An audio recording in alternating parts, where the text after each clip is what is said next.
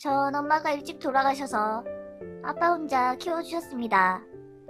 시부모님은 그런절 은연중에 무시하며 많은 상처를 주셨었죠.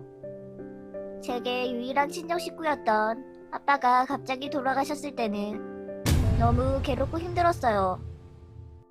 그런데 장례식장에 도착한 시어머니는 목 놓아 우느라 엉망이 된 제 얼굴과 퉁퉁 부은 눈을 보시더니 너 얼굴에 손 댔니? 대뜸 이러시는 겁니다.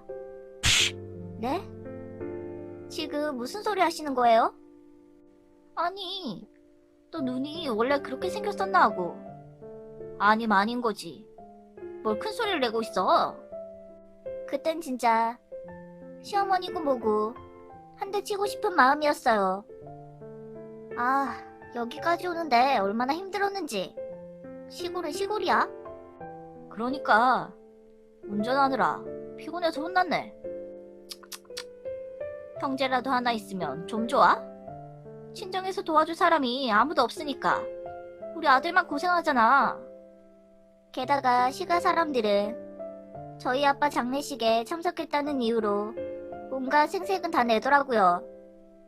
그런데 제가 이악 물고 복수를 계획하게 만든 진짜 이유는 따로 있었습니다. 애가 아직 어리니까 이쪽이 낫지? 아니야, 난 이게 더 예쁜데?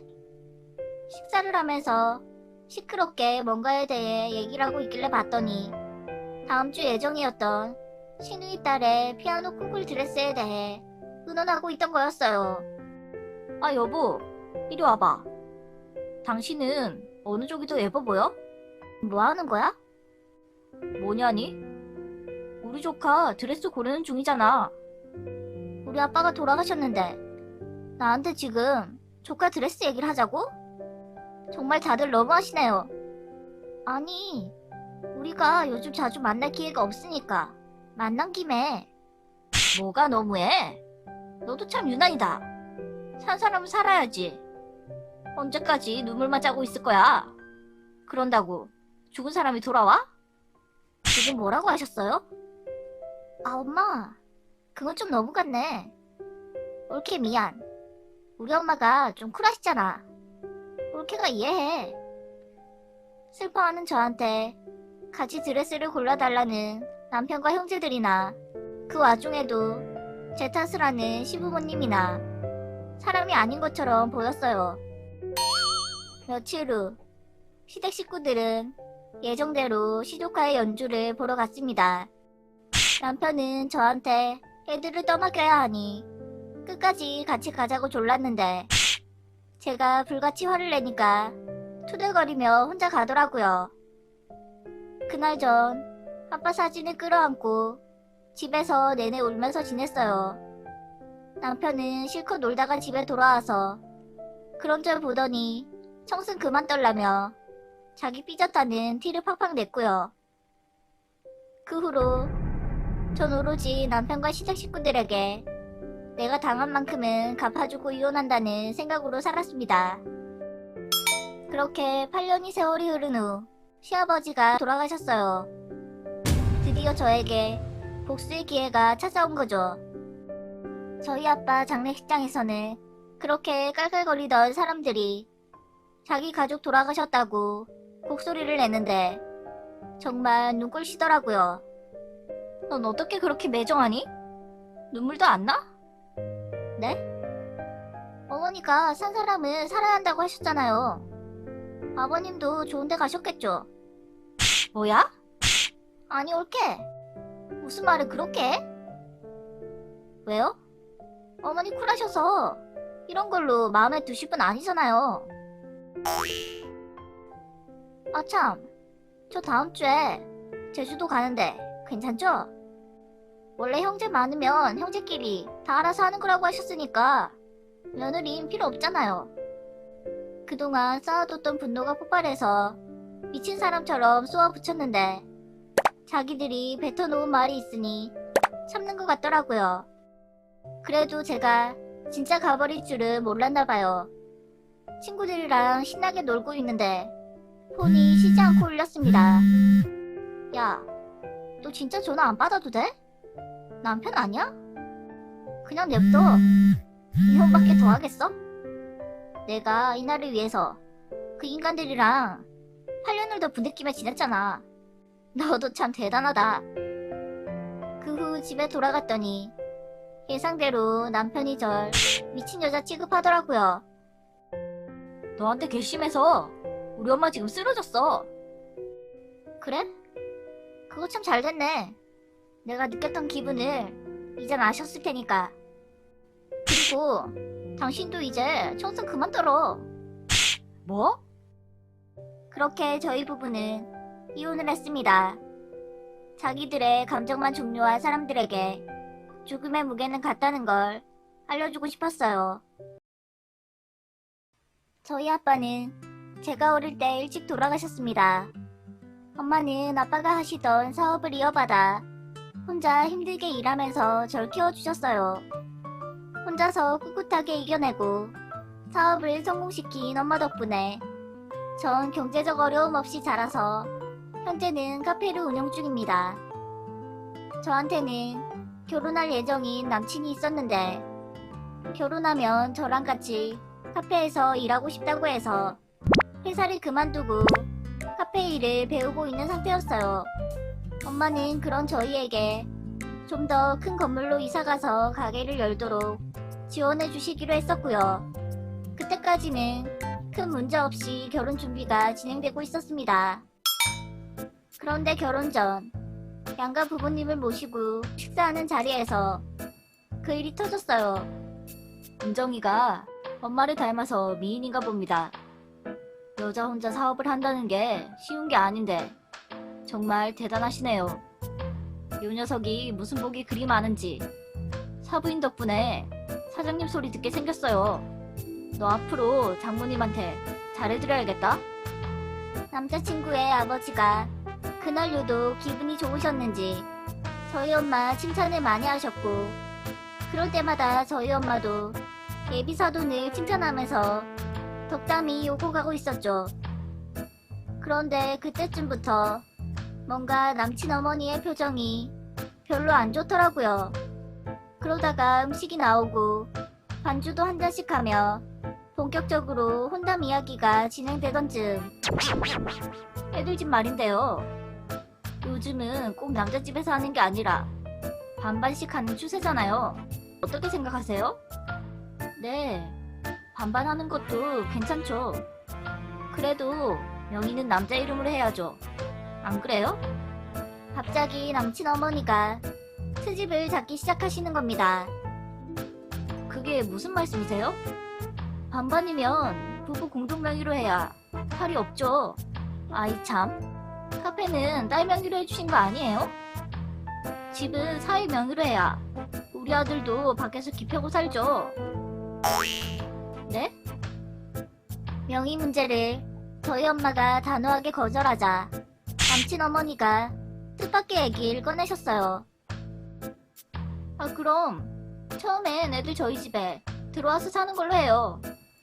그동안 사업하느라 바빠서 딸한테 제대로 가르친 것도 없을 텐데 제가 데리고 있으면서 살림 가르칠게요. 말씀이 좀 지나치시네요. 제가 얘를 끼고 살지는 못했지만 앞가림은 하도록 다 가르쳤어요. 앞가림이랑 잘하는 게 같나요? 그리고 전 솔직히 우리 애가 카페에서 일하는 것도 반대예요. 그럼 카페라도 지분이 좀 있어야지. 사장은 무슨 바지 사장도 아니고. 아니 그럼 애들 결혼해서 가게 옮길 때도 반반씩 투자하는 걸로 해요. 그렇게 하면 동등해지지 않겠어요? 그건 아니죠. 사부인이 가게 옮겨주신다고 해서 회사까지 그만둔 건데 술 기운 때문인지 브레이크 없이 막말을 시작한 시어머니 때문에 결국 감정 싸움으로 번졌고 가족들은 두 사람을 말리기 바빴습니다. 회사를 제가 그만두라고 했어요? 자네, 어머니가 이렇게 반대하시는데 이럴 거면 다시 회사를 가는 게 낫지 않아? 자네도 의견이 같으면 이 결혼 다시 생각해보는 게 좋겠어. 아니요, 그건 아닌데.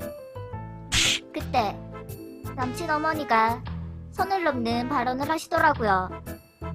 그래, 그만둬요 그럼. 사업 좀 하는 게 뭐 대단한 일이라고 유세야. 그러니까 남편이 먼저 떠났지. 딸은 엄마 팔자 닮는다던데. 순간 엄마가 예비사돈에 뺨을 때렸어요. 어떻게 그런 말을. 그 후 엄마는 절 데리고 바로 그 자리에서 나왔고 결혼은 엎어졌죠. 그날 저녁 남자친구와 대판 싸웠습니다. 어머니 대체 왜 그러시는데? 어떻게 그런 말을 하실 수가 있어? 아무리 그래도 뺨을 때리는 건 아니지. 우리 엄마가 술 때문에 실수한 건 맞는데 때리신 건 진짜 잘못한 거야. 다른 사람한테 다 물어봐. 누가 더 잘못했는지. 뭐라고? 남친은 자기 엄마가 맞았다는데 더 초점을 맞추더라고요. 그냥 양쪽 다 잘못이 있으니까 서로 사과하고 넘어가면 안 돼? 나 일까지 그만뒀는데 갑자기 엎어버리면 어떡하라고. 그러면서 양쪽 다 잘못이 있다며 몰아가는데 듣기 싫어서 다신 볼 일 없다고 하고 끊었어요. 엄마는 저한테 미안하다고 하시더라고요. 아니야 엄마. 그런 집인 줄 모르고 괜히 엄마 마음 아프게 해서 내가 더 미안해. 그런 집에 시집가서 제가 고생할까봐 돌아가신 아빠가 준 선물이라고 생각하려고요. 오히려 결혼 전에 못 볼 걸 다 봐서 다행인 것 같아요. 남편의 여동생이 혼전 임신으로 낳은 딸이 한 명 있습니다. 아이 아빠와는 오래전 연락이 끊겼고 신우는 일을 핑계로 다른 지역에 살고 있어서 저희 시부모님이 시조카를 맡아서 키우셨대요. 할아버지와 할머니, 외삼촌 밑에서 오냐오냐 자란 시조카는 제게 외삼촌을 빼앗긴 마음이 들었나봐요. 저희 부부가 어디 갈 때마다 꼭 자기도 끼려고 해서 자주 데리고 다녔는데 저한테는 시어머니보다 더 무서운 존재였습니다.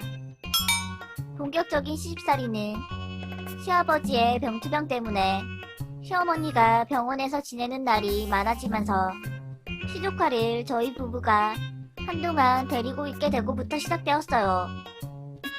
숙모, 내 방 치웠어요?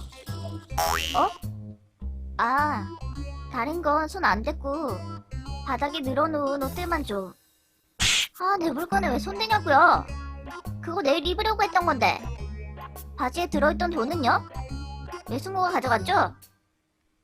시조카가 하도 방을 어질러놔서 처음엔 좋은 말로 타일렀지만 계속 치울 기미가 안 보이길래 방에 늘어져 있던 옷들만 가지고 나와 빨래를 돌렸습니다. 그랬더니 갑자기 돈이 없어졌다며 저한테 억지를 부리는 겁니다. 결국 남편이 용돈을 지어준 후에야 겨우 조용해졌는데 며칠 후 시어머니가 찾아오셨습니다. 듣자 하니까 네가 얘 물건들 마음대로 만지고 청소도 자주 시킨다며? 안 그래도 요즘 사춘기 오려고 해서 예민한 애를 왜 건드려? 정확한 자초지종도 모르면서 저한테만 뭐라고 하시더라고요. 옆에서 듣고 있던 시조카는 이미 머릿속으로 서열 정리를 끝냈는지 그 후론 더 기고만장해서 저한테 온갖 짜증을 부리고 요구하는 사항이 늘어갔습니다. 내가 시조카 눈치를 보면서 살 줄을 몰랐어. 당신이 워낙 간곡하게 부탁해서 데려왔지만 진짜 너무 힘들어. 조금만 더 이해해줘. 불쌍한 애야.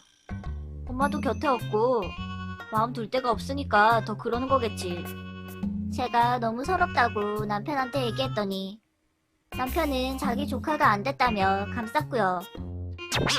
그러던 중 제가 임신을 하게 되었어요. 기다리던 소식이어서 시부모님과 남편도 많이 반가워했는데 시조카는 갑자기 가족들의 관심이 저한테 쏠리니까 제가 더 미웠나봐요.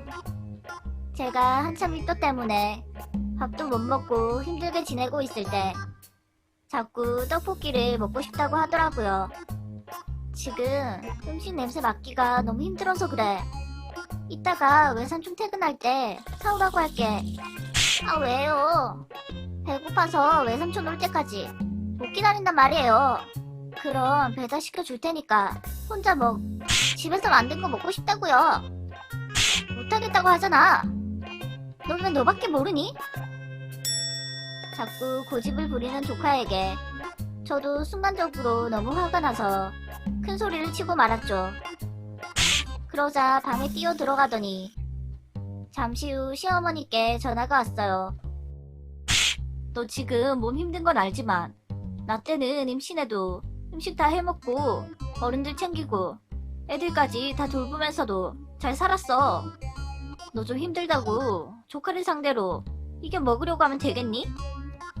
네 딸이라고 생각하면 절대 그렇게 못할 텐데. 예? 그동안 저도 다 받아주고 참아주려고 노력했어요. 그렇지만 아닌 건 따끔하게 혼도 내야 하는데 어머닌 애 말만 듣고 편드시잖아요. 그리고 정작 엄마인 아가씨는 애한테 관심도 없는데 저한테는 바라는 게 왜 그렇게 많으세요? 뭐야? 네가 지금 시엄마를 가르치려고 드는 거야? 저도 어머니 손자 임신한 거예요. 스트레스 받아서 더는 같이 못 살겠으니까 데려가세요.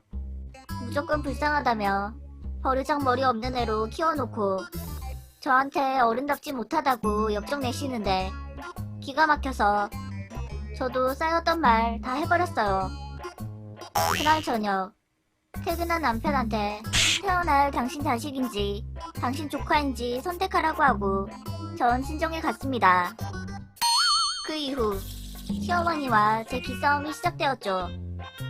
남편은 제가 단호하게 나가니까 안 되겠던지 더 이상 조카 편은 들지 않았고 시어머니는 그런 저희 부부에게 서운하다며 안 보겠다고 하셨거든요. 결국 누가 더 손해겠어요. 전 출산 후 시댁에 안 가고 시조카랑도 안 엮이니까 편하기만 한데 시어머니는 손자가 보고 싶지만 자존심에 이러지도 저러지도 못하고 계신 눈치예요. 시조카 버르장머리 고치기 전까지 저도 먼저 굽힐 생각은 없어요.